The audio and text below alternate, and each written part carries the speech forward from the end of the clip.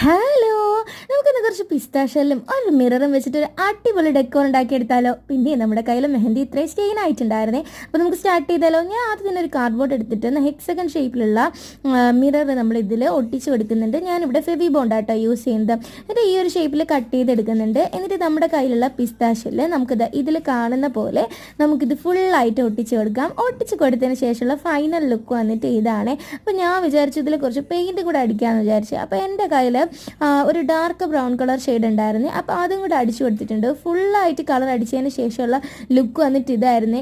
ഈ ഒരു ഐഡിയ എൻ്റെ ആണോ എന്ന് തന്നെ എനിക്ക് തോന്നിപ്പോയിട്ടുണ്ടായിരുന്നു. ഫൈനൽ ലുക്ക് കണ്ടിട്ട് എനിക്ക് നല്ല ഇഷ്ടപ്പെട്ടിട്ടുണ്ടായിരുന്നു കേട്ടോ. നിങ്ങൾക്ക് ഇഷ്ടപ്പെട്ടോ ഇല്ലേ എന്നുള്ളത് കമൻറ്റ് ചെയ്ത് പറയാനായിട്ട് മറക്കണ്ട.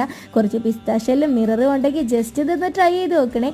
അതുപോലെ എൻ്റെ ഈ ഒരു ഐഡിയ എങ്ങനെയുണ്ടെന്ന് കൂടെ കമൻറ്റ് ചെയ്ത് പറയാൻ മറക്കല്ലേ. നമ്മുടെ ബോട്ടിൽ ആർട്ടിന് കിച്ചണിൽ സ്ഥാനം കൊടുത്ത പോലെ ഈ ഒരു മിറർ ആർട്ടിന് ഞാൻ ഇവിടെ ആട്ടോ സ്ഥാനം കൊടുത്തിട്ടുണ്ടായിരുന്നത്.